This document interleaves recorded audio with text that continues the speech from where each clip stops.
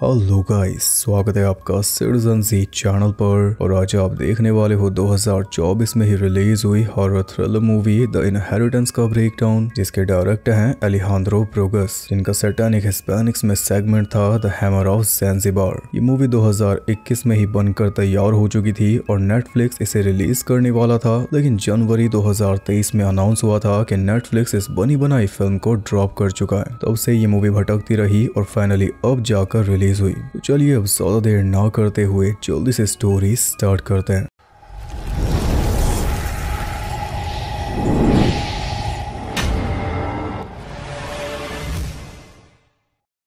Movie start होती है Abernethy mention में, जहां पर चार्ल्स एबरनेथी नाम के बिलियनियर आदमी ने अपने चारों बच्चों को बुलाया है अपने 75वें जन्मदिन से एक दिन पहले। 2 साल बाद आज इस बिखरी हुई फैमिली का मीटअप होने वाला है। 2 साल पहले इनकी माँ की डेथ हो गई थी, तब से ये मिले नहीं। ये 4 बच्चे हैं, कैमी, ड्रू, मैडलिन और चार्ल्स जूनियर यानी कि सीजे। इनमें सबसे बड़े हैं ट्विंस सीजे और मैडलिन, जो कि अपने डैड के बिजनेस एम्पायर की अलग अलग ब्रांचेस संभालते हैं। उनसे छोटा है ड्रू, जो कि डैड के बिजनेस से दूर रहता है, ये बस चैरिटी वाली ब्रांच देखता है। और ड्रू के साथ आई है उसकी वाइफ हैना, जिसे देखकर ट्विंस तो खुश है नहीं, क्योंकि ये गैदरिंग सिर्फ बाप और बच्चों की थी, फिर भी ये जबरदस्ती आ गई। सबसे छोटी बहन है कैमी, जो कि सोशल मीडिया इन्फ्लुएंसर है। डैड से अलग उसका अपना नाम है। अब जाहिर सी बात है कि ट्विंस इन दोनों भाई बहनों से जलते हैं, क्योंकि ये दोनों अपनी लाइफ को एंजॉय कर रहे हैं, जबकि उन दोनों ने पूरी लाइफ सैक्रिफाइस कर दी डैड के बिजनेस को संभालने में। उन्हें इतनी आजादी मिली ही नहीं जितनी इन्हें मिली है उन दोनों की ही वजह से।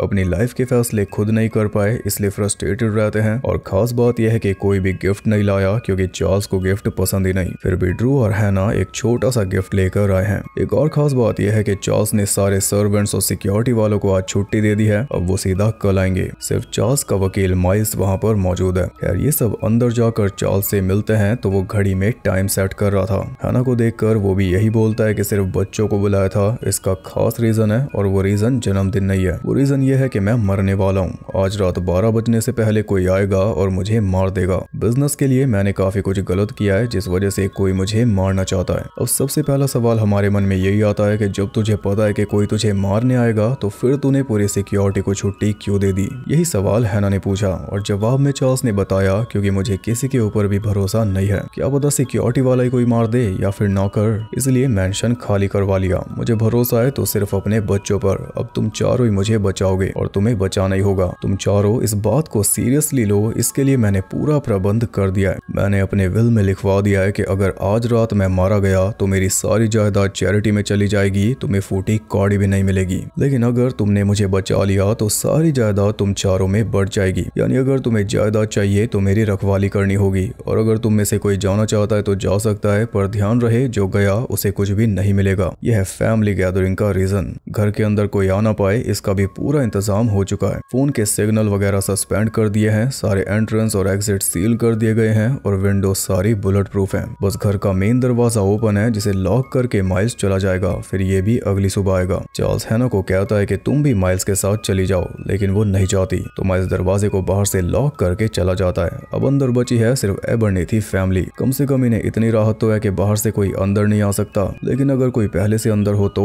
चार्ल्स तो ऊपर लाइब्रेरी में चला गया और ये सब चल दिए पूरे घर को चेक करने। घर के अंदर एक एंटीक रूम भी है, जिसके पास कोई नहीं जाता, क्योंकि उसमें सारी एंशिएंट रिलीजन्स की चीजें रखी हैं। जो भी एंशिएंट स्टैचूज खुदाई में निकलते हैं, उन्हें चार्ल्स कलेक्ट करता है। माइथोलॉजी में उसका खासा इंटरेस्ट है। फिर बीच बीच में वो सब आपस में झगड़ रहे थे, जिस वजह से आखिर में सब अलग हो गए। कैमी पहुंच गई नीचे वाइन सेलर में, जहां पर उसे ऐसा फील हो रहा था जैसे कोई उसके पास आ रहा है। वो जल्दी से ऊपर भागी तो दरवाजा उसे बाहर से लॉक मिला। वो चिल्लाई जा रही थी और इसी बीच एक परछाई उसके करीब आती जा रही थी। वो तो सही टाइम पर सीजे ने दरवाजा खोल दिया, और कमाल की बात यह है कि किसी ने नीचे जाकर चेक भी नहीं किया। एक किलर से अपने बाप को बचाना इन्हें याद है ना। इसी बीच ड्रू और हैना चार्ल्स के पास जाकर उससे पूछते हैं कि आपको कौन मारना चाहता है। चार्ल्स कहता है कि सालों पहले मैंने एक बिजनेस डील की थी, जिसकी कीमत किसी की जान थी, बस उसी का परिणाम है। इधर सीजे के साथ भी कुछ अजीब चीजें हो रही थी, जैसे अपने आप उसका ग्लास लुढ़क गया और बिखरी हुई बॉल्स अपने आप सेट हो गई। लेकिन उसने सोचा कि शायद मैडलिन ने किया। उधर कैमी पूल के पास अपनी वीडियो रिकॉर्ड कर रही थी, तभी वीडियो के अंदर उसे कोई दिखाई दिया। पीछे मुड़कर देखा तो भी दिख रहा था, लेकिन जब पास गई तो कोई नहीं था। फिर वो आराम से पूल साइड में बैठकर एंजॉय करने लगी, पर तभी कोई पीछे से आया और बड़ी बेरहमी से उसे जान से मारकर चला गया। इतने में ड्रू और हैना ट्विंस के पास पहुंचकर उनसे पूछते हैं कि कैमी कहां पर है। कैमी को ढूंढते हुए चारों पूल तक पहुंचे और अंदर पड़ी कैमी की लाश देखकर दंग रह गए। ये सब चार्ल्स का कोई मजाक नहीं था, किलर अपना काम स्टार्ट कर चुका है। जबकि ट्विंस को लग रहा है कि ये सिर्फ एक एक्सीडेंट था। कैमी ने ज्यादा वाइन पी ली थी, इसलिए नशे की हालत में वो गिर पड़ी और उसका सर फूट गया। लेकिन इन दोनों को ऐसा नहीं लगता। इनका तो साफ कहना है कि कैमी को मारा गया, यानी किलर पहले से अंदर मौजूद था और अगर कैमी मारी गई है तो हमारा भी नंबर लगेगा। चारों जाकर चार्ल्स को बुलाकर लाए और कैमी की लाश देखकर चार्ल्स कहता है कि मुझे इस रात के बारे में पहले से सपने आते थे, जैसे कोई आत्मा मुझे मारना चाहती है। ये कह रहा है कि किलर कोई इंसान नहीं बल्कि आत्मा है। वो कहता है कि कैमी की मौत से कुछ भी नहीं बदला, तुम्हें अब भी मुझे बचाना है। और कैमी की जगह उसने रिप्लेस कर दिया हैना को। कैमी का हिस्सा भी इसे मिलेगा, लेकिन इसे चाहिए नहीं। वो चारों चार्ल्स को वापस लाइब्रेरी में ले गए और बोले कि दरवाजा लॉक रखना, जब कोई फैमिली नॉक करेगा तभी खोलना। बचपन से इनका एक स्पेशल खटखटाने का तरीका है, उसकी बात कर रहे हैं। सीजे ने वहां से एक राइफल भी उठा ली जिसकी सिर्फ 2 गोलियां थी। चारों बाहर निकल आए तो ड्रू बोलता है कि हमें हर एक रूम को चेक करना होगा, लेकिन ट्विंस ने मना कर दिया। उनका कहना था कि अगर कोई घर के अंदर नहीं आ सकता तो मतलब कि किलर पहले से अंदर था। इसका सीधा सा मतलब यही है कि किलर इन्हीं में से एक है।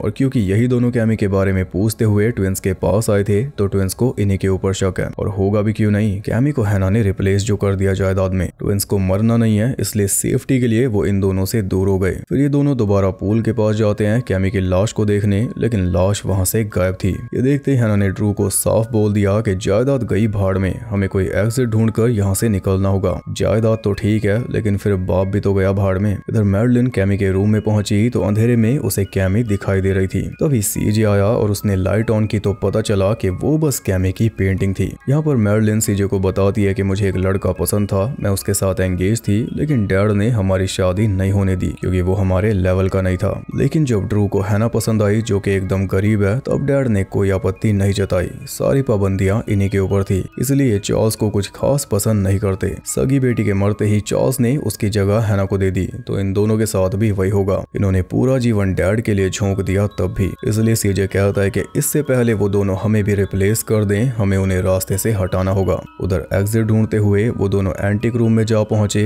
जहां पर एग्जॉसिस वाला पज़ूज़ू भी रखा है। एक काइंड ऑफ एग्जिट उन्हें मिल गया जिसके पार हैना जा रही थी, लेकिन बीच में ही अटक गई। ड्रू ने बड़ी मुश्किल से उसे वापस खींचा और तभी सारे स्टैचूज उनकी तरफ मुड़ गए। ऊपर से लाइट भी बंद हो गई। अब वो दोनों बाहर निकलने की कोशिश करें, लेकिन जिस साइड भी जाएं रास्ता अपने आप ब्लॉक हो जाए। दोनों फंसते जा रहे थे, फिर भी किसी तरह फुर्ती दिखाते हुए बाहर निकल गए और जाते जाते उस किलर आत्मा की एक झलक भी देख ली। जैसे ही बाहर निकले उन्हें फैमिली नॉक सुनाई देने लगी जो आ रही थी बड़े से वार्ड के पास से। रूम से निकले तो वार्ड के अंदर चले गए और तभी सीजे ने वार्ड का दरवाजा बंद कर दिया। अब जल्दी अंदर की ऑक्सीजन खत्म हो जाएगी, जिसके चलते दोनों मारे जाएंगे। रिप्लेसमेंट का अब कोई डर नहीं। और मेन बात यह है कि इन दोनों को पता ही नहीं कि दरवाजा बंद किसने किया। ट्विंस सोच रहे हैं कि अब आगे क्या करें, तभी उन्हें भी फैमिली नॉक सुनाई दी और जब पीछे मुड़कर देखा तो एक परछाई दिखाई दी। मैडलिन को लग रहा था कि कैमी उसे बुला रही है। वो आगे गई तो उसे पैरों के निशान दिखाई दिए। इससे पहले कि वो कुछ समझ पाती, आत्मा ने उसे हवा में लटका दिया और फिर घसीटते हुए ले गई कैमी के रूम में। गीले पैरों के निशान वहां पर भी थे और वो जा रहे थे कैमी की पेंटिंग की तरफ। मैडलिन पेंटिंग के सामने जाकर खड़ी हो गई, तभी पेंटिंग पर खून बहने लगा और देखते देखते कैमी खुद पेंटिंग से बाहर निकल आई। आते ही उसने मैडलिन के साथ इविल डेड वाला सीन बना दिया। तभी सीजे आया तो कैमी उसकी तरफ चल दी और उसके माथे से जो खून निकल रहा था वो नीचे गिरने के बजाय हवा में तैर रहा था। सीजे ने सीधा उसे गोली मार दी तो वो मुस्कुराते हुए गायब हो गई क्योंकि गोली लगी उसके पीछे खड़ी मैडलिन को। सीजे के हाथों उसकी जुड़वा बहन को मरवा दिया और जल्द ही उसकी लाश भी अपने आप गायब हो गई। फिर सीजे ने सबसे पहले जाकर इन दोनों को फ्री किया और अगर 1-2 सेकंड और लेट करता तो दोनों निपट जाते, इसलिए दोनों उसके गले लग रहे थे कि तू तो सेवियर है। सही कहा। सीजे उन्हें बता देता है कि मैडलिन भी मर चुकी है, अब बस ये 3 बचे हैं और जैसे जैसे टाइम आधी रात के करीब जाता जाएगा दिक्कतें और बढ़ेंगी क्योंकि 12 बजे तक कोई नहीं बचेगा। सीजे कहता है कि तुम दोनों डैड के पास जाकर ठीक से पूछो उन्होंने ऐसा क्या किया था जिस वजह से हमें मरना पड़ रहा है। मेरे पास एक गोली बची है, मैं देखता हूँ क्या कर सकता हूँ। वो दोनों चार्ल्स के पास जा ही रहे थे कि तभी आत्मा उनके पीछे लग गई। आत्मा से बचने के चक्कर में उन्हें एक सीक्रेट रूम मिल गया जिसके अंदर सारी डार्क चीजें थी। वहाँ पर जो किताबें पड़ी थी उन्हें देखते ही सब कुछ क्लियर हो गया, वो हम बाद में समझेंगे। पहले हम सीजे के पास आते हैं जिसे कैमी ने डरा कर ऊपर से नीचे फेंक दिया, जिस वजह से वो पहले ही अधमरा हो चुका था। और तभी मैडलिन ने आकर उसके बचे हुए प्राण खींच कर उसे सुखा दिया। उसकी चीख सुनकर ये दोनों बाहर निकले तो आत्मा दोबारा इनके पीछे लग गई। तब जल्दी से भागकर दोनों लाइब्रेरी में पहुंचे चार्ल्स के पास और जाते ही सीधा एक ही सवाल पूछा कि तूने किसे समन किया था। तब जाकर चार्ल्स उन्हें सच बताता है। चार्ल्स के फादर की वजह से इनका पूरा एम्पायर खत्म हो गया था। ये गरीब हो चुके थे और गरीबी से चार्ल्स को नफरत थी, इसलिए इसने समन किया था लालच के डीमन मैमन को। फिर इसने डीमन के साथ एक डील की जिसके चलते इसे पैसा, पावर, सब कुछ मिला। और ये वही डील थी जिसकी कीमत थी एक जान किसकी? खुद चार्ल्स की। पैसे और पावर के बदले में चार्ल्स ने अपनी सोल डीमन के नाम कर दी थी, जो डीमन को क्लेम करनी थी इसके 75वें जन्मदिन पर। चार्ल्स भी इसके लिए तैयार था, इसने सोच समझकर डील की थी। लेकिन इसका मन तब बदल गया जब इसकी वाइफ की डेथ हुई। तब इसने सोचा कि अभी मुझे और जीना है, अब समझे सब कुछ। इसलिए इसने बच्चों को बुलाया कि ये मुझे बचा लेंगे। ठीक है?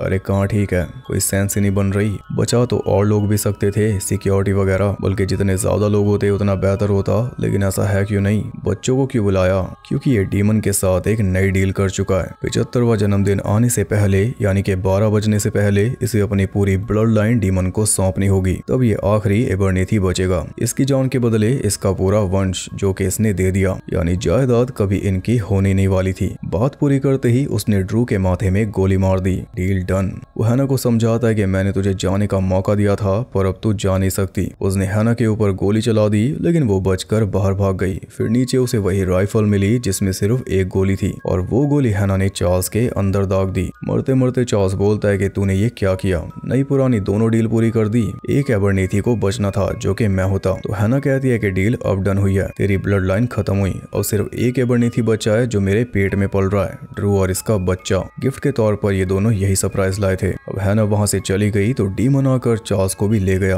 पहली बार हम डीमन को ठीक से देख पाए। फिर सुबह होते ही जैसी माइल्स ने आकर दरवाजा खोला, हैना कार में बैठकर वहां से निकल गई और इसी के साथ ये मूवी खत्म हुई।